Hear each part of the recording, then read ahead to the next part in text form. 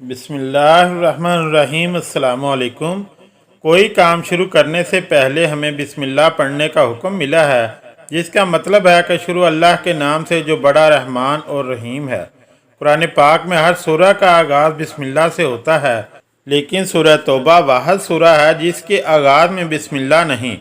कुरान के किसी भी हिस्से की तिलावत करने से पहले बिस्मिल्लाह पढ़ना लाजिम है, क्योंकि बिस्मिल्लाह के बगैर कोई सूरा या कोई आयत पढ़ने से एक इंसान इस बड़ी फजीलत से महरूम हो जाता है जो कुरान की इन आयात की तलावत करने से इसको हासिल होती हैं। लेकिन सूरह तौबा को बिस्मिल्लाह के बगैर तलावत करने के पीछे कौन सा बड़ा राज है, इस वीडियो में हम इस राज को जानने की कोशिश करेंगे। सूरह तौबा कुरान मजीद की लंबी सूरह है जो 129 आयात और रुकू पर मुश्तमिल है।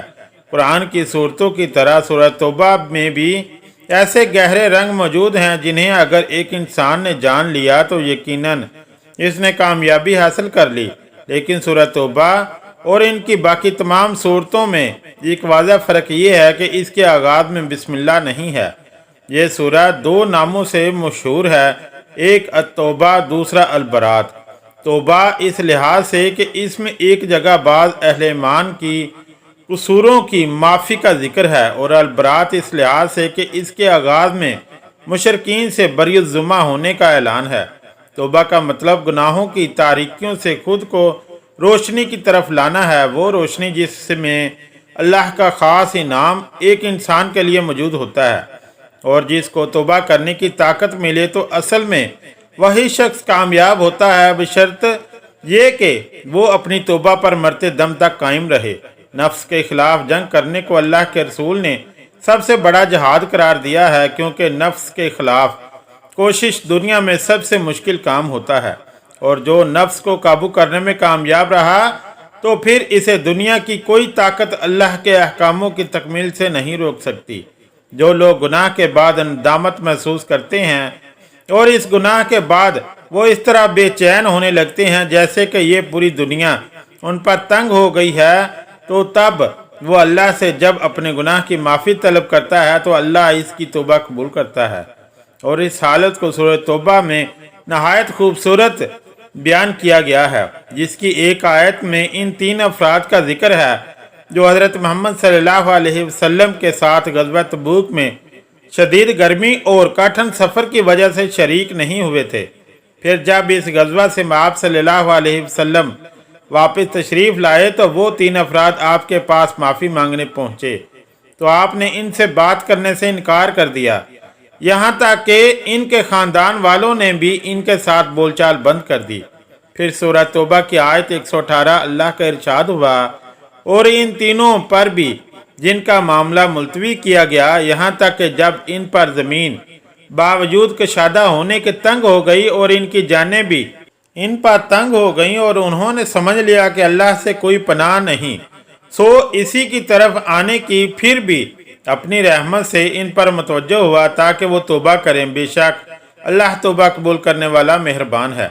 ये कुरान की वाहिद सूरत है जिसके आगाज़ में बिस्मिल्लाह नहीं है, और इसके बारे में मुफस्सरीन की राय है, जिनमें एक ये कि हुज़ूर सल्लल्लाहु अलैहि वसल्लम की आदत मुबारका ये थी कि जब भी कोई आयत नाज़िल होती तो आप सल्लल्लाहु अलैहि वसल्लम सहाबा को बुलवा कर इस आयत को जिस जगह जिस सूरह में लिखना होता इस आयत को लिखवा देते। लेकिन ये आयतें जिन्हें सूरह तौबा के नाम से जाना जाता है, इनके मुतालिक हुज़ूर सल्लल्लाहु अलैहि वसल्लम ने कुछ इरशाद नहीं फरमाया कि इन्हें किस सूरह में किस जगह पर लिखना है, इसलिए ऐसा समझा जा सकता था कि ये भी एक मुश्किल सूरह होगी।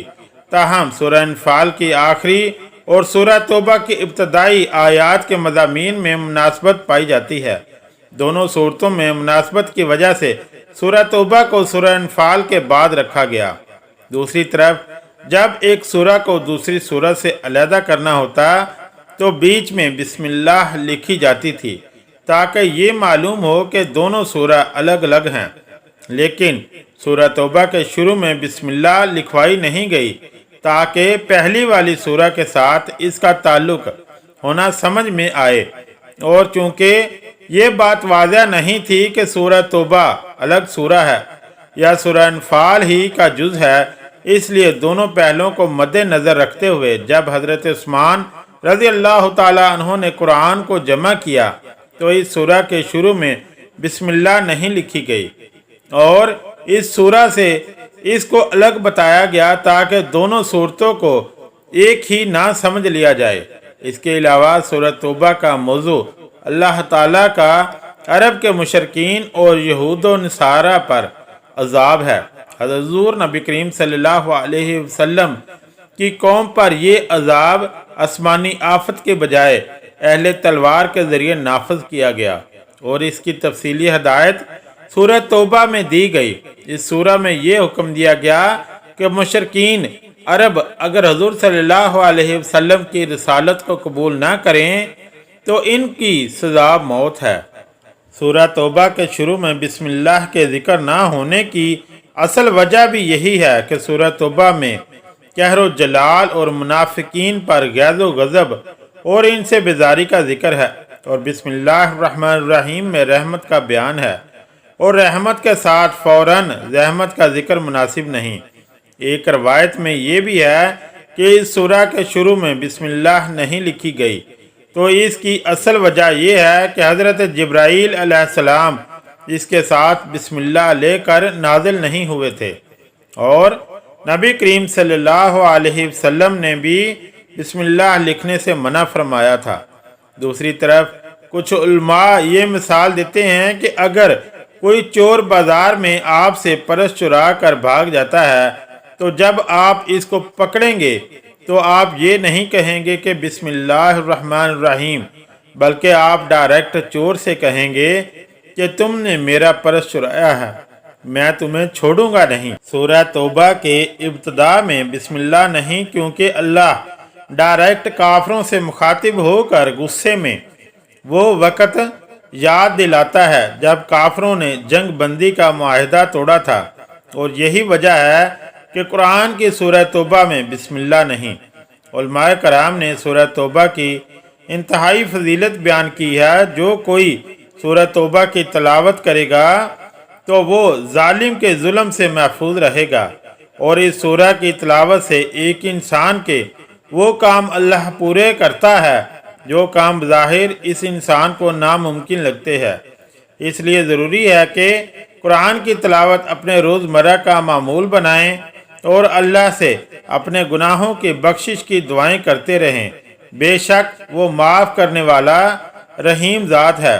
वीडियो के आखिर में एक दुरूद शरीफ पढ़ना मत भूलिएगा। अगर वीडियो अच्छी लगी तो चैनल को लाइक और सब्सक्राइब ज़रूर करें। शुक्रिया। अल्लाह हाफिज़।